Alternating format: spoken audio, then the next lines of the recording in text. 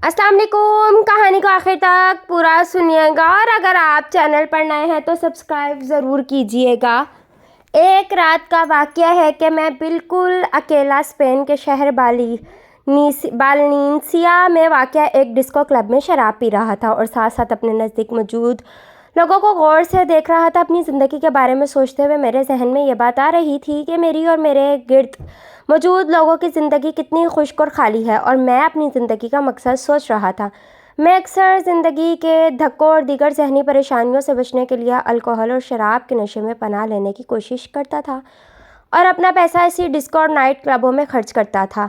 हमें बचपन से जो बात बताई जाती है कि ये दुनिया महज एक हादसे का नतीजा है, इस बात पर मेरा यकीन नहीं ठहरता था और मैं हमेशा से सोचता था कि कोई और ऐसी ज़ात ज़रूर मौजूद है जो हम सबसे आला और बुलंद है। मैंने महसूस किया कि मुझे किसी और ऐसे रास्ते की तलाश करनी चाहिए जो कि इस दुनिया के खालिक व मालिक का रास्ता है, जिसने सारी कायनात में मौजूद अशिया को बिलतरतीब बनाया है और जिसके हुक्म से इंसानियत का वजूद है और हमारे अंदर अक्ल दिमाग मौजूद हैं।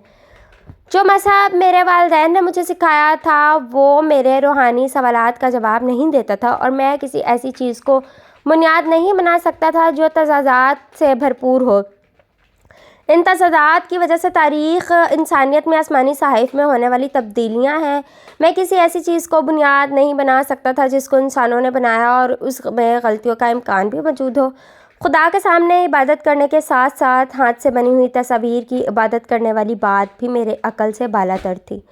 मेरे अंदर मौजूद रूहानी खला को फ़िल करने के लिए मैं जिन चीज़ों का इस्तेमाल करता था उनसे मुझे कोई फ़ायदा नहीं होता था, बल्कि वो मुझे मज़ीद खाली और खोखला करती जाती थी और मेरे अंदर एतमाद की कमी में भी इजाफ़ा होता चला जाता था। और इन सब बातों का नतीजा ये निकलता कि मैं मज़ीद परेशान और दुखी होता चला गया। अपनी नौजवानी के दौरान मेरा अरबी दोस्तों से बहुत वास्ता रहा। वो सब मेरे बहुत अच्छे दोस्त थे, लेकिन मैंने कभी उनसे दीन इस्लाम के बारे में मालूमात नहीं ली और ना ही ये बात मेरे जहन में आई थी। मैंने बुद्ध मत, हिंदू मत समेत दुनिया के दीगर मज़ाहिब के बारे में तहकीक की, लेकिन इस्लाम के बारे में तहकीक करने का कभी नहीं सोचा और ना ही ये चीज़ मेरे जहन में आई। इस्लाम के बारे में मेरे अंदर कुछ ऐसे ख़यालात मौजूद थे जिनकी वजह से इस्लाम के बारे में सोचने का दूर दूर तक ख़याल ही ना आया।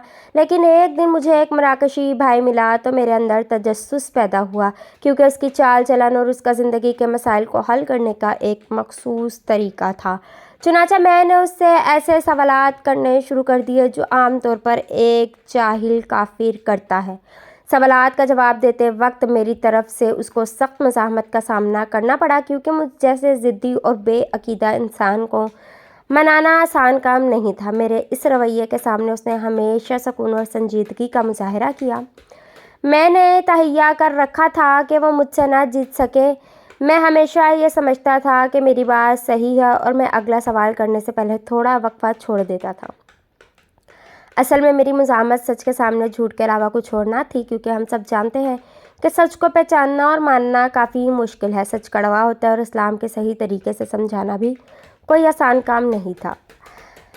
तो हुआ ये कि आहिस्ता आहिस्ता मेरी दिलचस्पी में इजाफा होता चला गया, लेकिन हमेशा मैंने अपनी मज़ाहमत को बरकरार रखा। कुछ महीनों के बाद मैंने खंजीर का गोश्त खाना छोड़ दिया और शराब पीना भी छोड़ दी, क्योंकि मेरे अंदर एक तब्दीली आ चुकी थी और अब मैं उन चीज़ों को अपना दुश्मन तसव्वुर करता था। इस बात में कोई शक नहीं है कि पैदाइश के वक्त हम सब का दीन इस्लाम ही होता है, लेकिन बाद में वालिदैन कोई और रास्ता सिखा देते हैं। और जब मैंने इस्लाम को अपने दिल पर असर अंदाज होते हुए देखा तो उस वक्त सिर्फ ये हुआ कि मैं अपने असली दीन की तरफ वापस पलट आया जिस पर मैं पैदा हुआ था। मैंने अपने इस्लाम को दोबारा पा लिया और इसी वजह से होशो हवास के साथ मेरा जिस्म इन चीज़ों, शराब व खंजीर से नफ़रत करने लग गया। उसके अलावा बहुत सारे इस्लामी रस्म व रिवाज मेरे अंदर पहले से मौजूद थे। बेशक मैं खंजीर खाता था, लेकिन हमेशा कोशिश होती थी कि ना खाऊं। खुदा को हमेशा मैं वाहिद जानता था।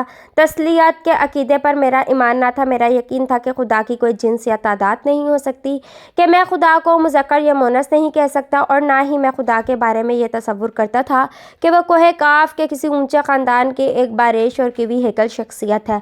असल और सच्चे इस्लाम तक पहुँचने के लिए मुझे इन तमाम गलत और झूठे एतराज़ात का رد کرنا پڑا جو عام طور پر اسلام سے منسوب کیے جاتے ہیں اور ان پر میں اپنے بچپن کے معصوم دور سے اب تک یقین کرتا آیا تھا۔ جب میں نے یہ سب کچھ سوچا تو مجھے دلی طور پر گہرا دکھ پہنچا کیونکہ میرے معاشرے نے اتنا عرصہ اسلام کو غلط پیش کیا اور میں سچ تک نہ پہنچ سکا۔ مجھے محسوس ہوا کہ اسلام صرف ایک مذہب ہی نہیں بلکہ انسانی زندگی کا ایک فلسفہ اور مضبوط اور مکمل ضابطہ ہے، اور یہ انسان کو اس کی زندگی میں پیش آنے والے ہر کام میں مدد دیتا ہے۔ الغرض اسلام ایک تہذیب کا نام ہے۔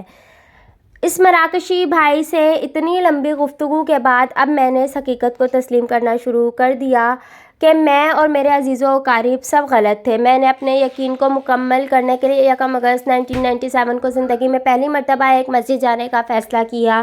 میں نے اپنے اس مراکشی بھائی کو کہا کہ وہ مجھے ساتھ لے کر جائے تاکہ میں جان سکوں کہ وہاں جا کر میں اپنے آپ کو کیسا محسوس کرتا ہوں۔ میں اپنے اس دن کو مکمل تفصیلات کے ساتھ تا حیات یاد رکھوں گا۔ میں اپنے جذبات کا اظہار الفاظ میں نہیں کر سکتا جو مسجد میں داخلے کے وقت میرے اندر موجود تھے۔ مجھے میرے مراکشی دوست نے مسجد میں نماز کی جگہ دکھائی اور میں نے اذان بھی سنی۔ اس کے بعد ہم امام مسجد کے حجرے کی طرف آئے۔ اس وقت نماز ظہر کا وقت تھا اور جمعے کا دن تھا، اس لیے امام نے مجھے کہا کہ تم یہاں کمرے میں رہو اور نماز جمعہ کے بعد بات کریں گے۔ امام کے کمرے میں اس طرح بیٹھا کہ مجھے ساری مسجد کا منظر نظر آ رہا تھا کیونکہ دروازہ کھلا ہوا تھا۔ سب لوگ نماز پڑھ رہے تھے۔ اس بات میں کوئی شک نہیں کہ ان کو نماز پڑھتے دیکھ کر میرے ایمان میں مکمل مضبوطی آ گئی۔ میرے اندر اس وقت جو جذبات تھے اس کو کاغذ پر بیان کرنا ممکن نہیں، خاص کر جب اذان ہوئی تھی اور جب سب لوگ مل کر آمین کہتے تھے۔ اس وقت میرے جسم کے اوپر اور اس کے اندر جو محسوس ہوتا تھا اس کو میں الفاظ میں بیان نہیں کر سکتا۔ اس وقت میں سمجھ چکا تھا کہ میں اب مسلمان ہوں۔ بعد میں میری امام سے گفتگو ہوئی۔ میرے ساتھ بنگونا نامی ہسپانوی لڑکی اور 2 مزید ہسپانوی نوجوان موجود تھے جو قبول اسلام کے لیے آئے ہوئے تھے۔ امام ہم سب کو اسلام کے بارے میں بتا رہا تھا۔ بتانے کے بعد امام نے اس لڑکی سے پوچھا کہ وہ اسلام میں داخل ہونا چاہتی ہے تو وہ لڑکی آنکھوں میں خوشی کے آنسو لیے میرے سامنے اسلام میں داخل ہوئی۔ وہ جذبات سے رو رہی تھی، لیکن سچ یہ ہے کہ میں بھی رونے کے بالکل قریب تھا۔ اس لڑکی کا چہرہ نور سے روشن تھا۔ میرے سامنے یہ پرسکون واقعہ میرے لیے بہت ہی مددگار ثابت ہوا اور اس واقعے نے میرے یقین کو مزید تقویت دی۔ میں نے یہ دیکھا کہ اسلام زندگی میں پیش آنے والے ہر قسم کے سوالات کا جواب دیتا ہے۔ میں ان میں سے کچھ مثالیں پیش کروں گا۔ اسلام ہماری نہ سمجھ میں آنے والے تمام سوالات کا جواب دیتا ہے۔ اسلام میں جانوروں اور نباتات کے حقوق کے بارے میں قانون موجود ہے۔ اسلام سائنس کا ساتھ دیتا ہے جبکہ سائنس اس کے خلاف ہے۔ قرآن میں موجود پانی سے زندگی کے وجود میں آنے والی بات نے مجھے بہت حیران کیا۔ اس کائنات کی تخلیق کے بارے میں قرآن میں موجود معلومات جس کو سائنسدانوں نے ابھی دریافت کیا ہے اور اس کا نام بگ بینگ تھیوری رکھا ہے، اس نے بھی مجھے حیران کیا۔ ماں کے پیٹ کے اندر بچے کی پیدائش کے بارے میں جو معلومات قرآن کے اندر موجود ہے اس نے بھی مجھے کافی حیران کیا۔ قرآن میں بچے کی پیدائش کا ہر مرحلہ اور اس کے دنوں کا حساب بھی موجود ہے جن کی موجودہ سائنس نے تحقیق اور توثیق کی ہے۔ قرآن مجید کی ان آیات کو پڑھ کے میں بہت متاثر ہوا۔ اس دن کے علاوہ مزید 2 دن میں امام صاحب سے سیکھنے ہی اسی مسجد جاتا رہا اور وہ وقت آیا جب 4 اگست 1997 کو شام 5:50 پر میں نے قبول اسلام کا اعلان کیا۔ اس کے بعد بہت سارے مسائل پیدا ہوئے جن کا ہر اسلام قبول کرنے والوں کو سامنا کرنا پڑتا ہے۔ ان میں سے زیادہ دکھی مسائل عموماً گھر والوں اور دوستوں کے ساتھ ہوتے ہیں، لیکن اگر ہمارے اندر پختہ یقین موجود ہو تو یہ سب کچھ بھی نہیں ہوتا کیونکہ ہم جانتے ہیں کہ ہم پر اللہ تعالیٰ کا کرم ہے۔ یہ مسائل وقت کے ساتھ ساتھ حل ہوتے جاتے ہیں۔ اسلام انسانوں میں اختلاف میں ڈالنے کے لیے نہیں آیا بلکہ ان کو اتحاد کی دعوت دینے آیا ہے، اور یہ زمین پر سب سے بڑی رواداری کا سبق دینے والا مذہب ہے۔ ایک دن میں نے اپنے اندر عظیم تبدیلی کی اہمیت کے بارے میں سوچا۔ میرے جیسے نئے مسلمان جو اسلام میں داخل ہوتے ہیں یہ ہم پر اللہ تعالیٰ کا فضل خاص ہوتا ہے جو ہمیں کفر و ضلالت کے تاریکی راستے سے ہٹا کر ہدایت کے سیدھے اور روشن راستے پر گامزن کرتا ہے۔ ہمیں جہالت سے نکل کر سیدھی راہ پر آنے کا احساس ہونا چاہیے۔ اس بات کو دوسرے الفاظ میں یوں سمجھنا چاہیے کہ ہمیں اس توفیق پر اللہ تعالیٰ کا شکر گزار ہونا چاہیے۔ ہمیں اس بات کا بھی احساس ہونا چاہیے کہ موجودہ دور اسلام کے لیے بہت سخت ہے۔ مسلمان ممالک میں ہونے والے واقعات سے ہمیں مایوسی کا شکار نہیں ہونا چاہیے اور ہمیں اپنے ان بھٹکے ہوئے بھائیوں کو دیکھ کر جو اسلام کے نام پر بعض ایسی چیزوں کو اختیار کیا ہوا ہے جن کا اسلام سے کوئی واسطہ ہی نہیں۔ اپنے ایمانوں کو کمزور نہیں کرنا چاہیے۔ اکثر اوقات جب ہمیں دوسرے لوگ بتاتے ہیں کہ اسلام یہ کہتا ہے تو ہم پریشان ہو جاتے ہیں۔ ہمیں اس طرح کے مسائل کے حل کے لیے سب سے پہلے اپنی تربیت کرنی چاہیے، ان لوگوں کے پاس جا کر جو صحیح معنوں میں اسلام کو سمجھتے ہوں، مثلاً ایک امام مسجد، اور ہمیں کسی بھی ایسے ویسے ارے غیرے کی باتوں میں نہیں آنا چاہیے۔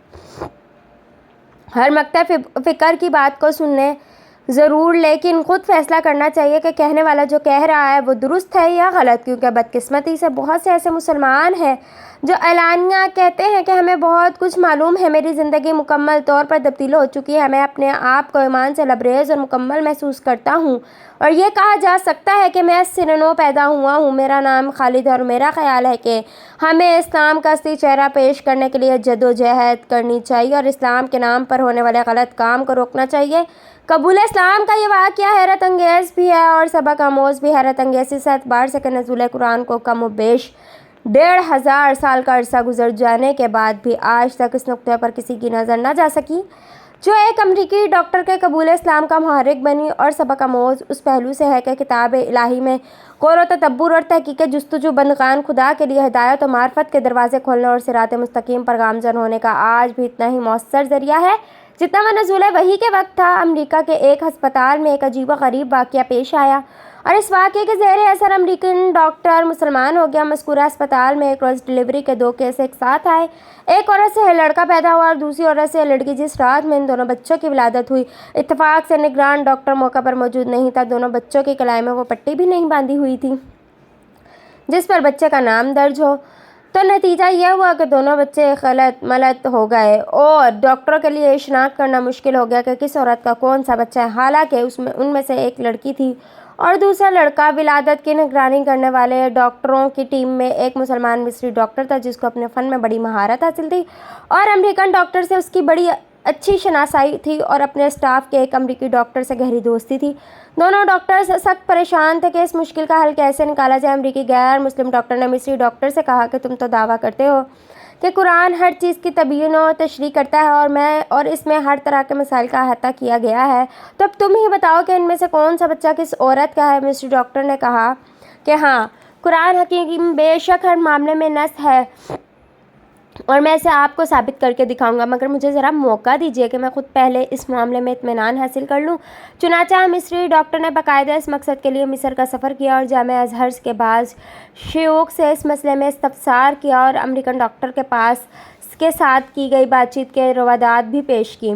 ازہری عالم نے جواب دیا کہ مجھے طبی معاملات و مسائل میں ادراک حاصل نہیں ہے، البتہ میں قرآن کی ایک آیت پڑھتا ہوں، آپ اس پر غور و فکر کریں، اللہ تعالیٰ نے چاہا تو آپ کو اس مسئلے کا حل اس میں مل جائے گا۔ چنانچہ اس عالم نے درج ذیل آیت پڑھ کر سنائی۔ ترجمہ: مرد کا حصہ 2 عورتوں کے برابر ہے۔ مصری ڈاکٹر نے اس آیت پر غور و تدبر شروع کر دیا اور گہرائی میں جانے سے اسے اس مشکل کا حل بالآخر مل ہی گیا۔ چنانچہ وہ لوٹ کر امریکہ آیا اور اپنے دوست ڈاکٹر کو اعتماد بھرے لہجے میں بتایا کہ قرآن نے ثابت کر دیا کہ ان دونوں میں سے کون سا بچہ کس ماں کا ہے۔ امریکن ڈاکٹر نے بڑی حیرت سے پوچھا کہ یہ کس طرح ممکن ہے؟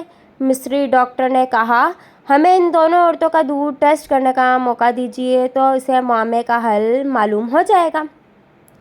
چنانچہ تجزیہ و تحقیق کے نتیجے میں معلوم ہو گیا کہ کون سا بچہ کس عورت کا ہے اور مصری ڈاکٹر نے اپنے غیر مسلم دوست ڈاکٹر کو اس نتیجے سے پورے اعتماد کے ساتھ آگاہ کر دیا۔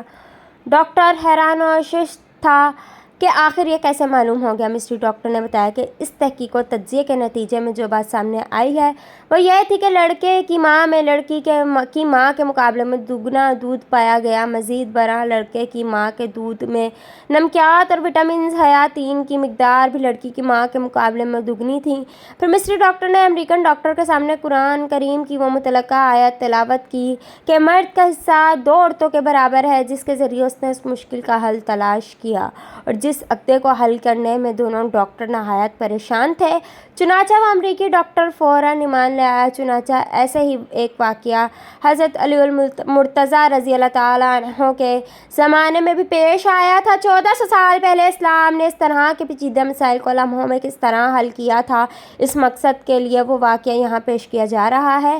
آپ رضی اللہ تعالیٰ عنہ کے زمانۂ خلافت میں 2 عورتوں کی ایک جگہ اور ایک ہی رات میں زچگی ہوئی، ایک لڑکا اور دوسری لڑکی تھی۔ لڑکی والی نے اپنی لڑکی کو لڑکے والی کی جھولے میں ڈال کر لڑکے کو لے لیا۔ لڑکے والی نے کہا کہ لڑکا میرا ہے۔ یہ مقدمہ آپ رضی اللہ تعالیٰ عنہ کے پاس آیا۔ آپ رضی اللہ تعالیٰ عنہ نے حکم دیا دونوں کے دودھ وزن کیے جائیں، جس کا دودھ وزنی ہوگا لڑکا اس کا ہوگا۔ اللہ حافظ۔